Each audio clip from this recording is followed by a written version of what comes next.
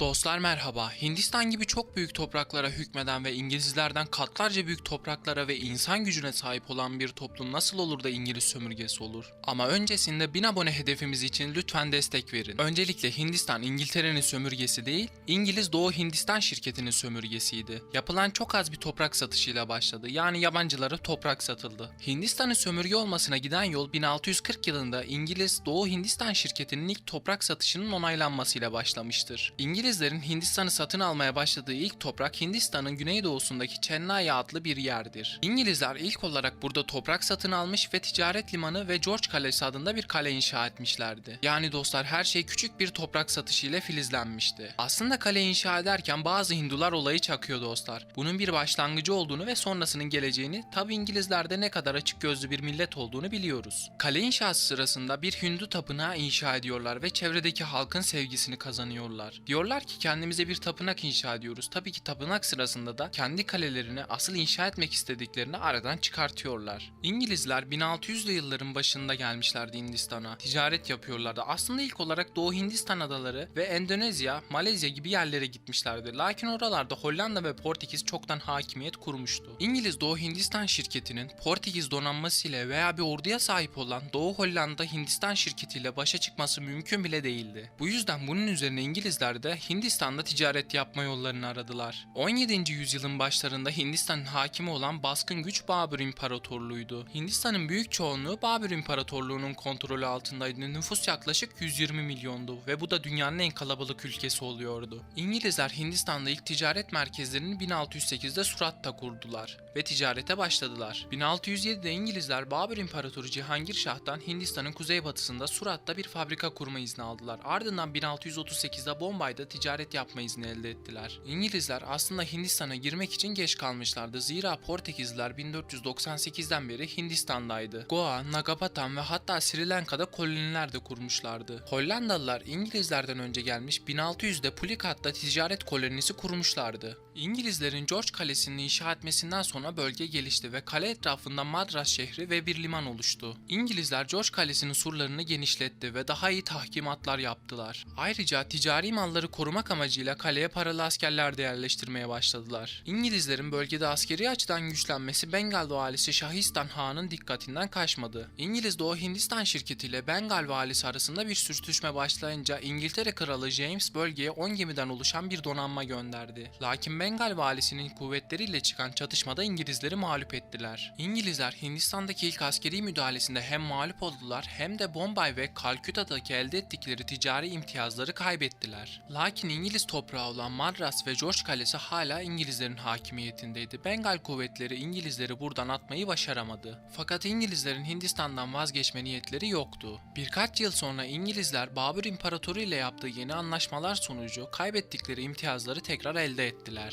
Bunun dışında Bengal ve Kalküta'da toprak satın alarak ikinci kaleleri olan Fort William'ı inşa etmeye başladılar. Peki ne oldu? İngilizler birden Hindistan'da nasıl güçlendiler? İngilizler bir şekilde imparatoru ikna edip imparatorun Hindistan genelinde şeriat ilan etmesini sağladılar. Hindistan genelinde sıkı bir Sünni İslam şeriatı uygulanmaya başladı. Hindular ve Şiiler bu duruma isyan edip İngilizlerle işbirliği yaptılar. Anlayacağınız İngiltere yine ikili oynuyordu. İngilizler hem Hindulara hem de Şiilere şirin gözüküyor, bir yandan da imparatora isyancılarla başa çıkması için silah yardımı yapıyorlardı. Ayrıca Hindistan'a komşu olan İran ve Afganları kışkırtarak Hindistan'a saldırmasını sağladılar. Anlayacağınız İngiltere toprak satın aldığı yeri 100 yıl sonra hemen parçalamıştı. 1746 yılında İngiliz Doğu Hindistan şirketi ordusu ile Fransız Doğu Hindistan şirketi ordusu karşı karşıya geldiler ve galip gelen İngilizlerdi. Ve İngilizler Madras bölgesinin tek hakimi oldular. 1757 yılında yapılan Plassey Muharebesi ile Bengal Fransız ittifakına karşı İngiliz Doğu Hindistan şirketi ordusu, böylece 1757 yılında Britanya Kraliyeti'nin de onay vermesiyle İngiliz Doğu Hindistan şirketi resmi olarak toprak sahibi olan bir devlet konumuna yükselmişti. 1600 yılında denizcilik şirketi olarak başlayan Hindistan'da İngilizler önce ordu sahibi, sonra koloni sahibi, sonra da devlet olarak büyümüştü. Babür İmparatorluğundan arta kalan prenslikler ve emirlikler 1764 yılında İngilizleri Bengal'den çıkartmak üzere harekata geçtiler ve 1764 yılında yapılan Buxar Muharebesi'ni de İngilizler kazandı. Böylece İngilizler Hindistan'daki hakimiyetini iyice pekiştirdi. Bir yandan topraklarını büyütmeye büyütüyor, bir yandan da Hindistan'ı sömürüyordu. 1857 yılında Hindistan'da geniş çaplı bir ayaklanma çıksa da artık iş çoktan geçmişti. İngiliz Doğu Hindistan şirketi ayaklanmayı çok kanlı bir şekilde ve basit bir şekilde bastırdı. 1858 yılında ise Hindistan'ın tamamı Britanya İmparatorluğu'nun resmen yönetimine geçti.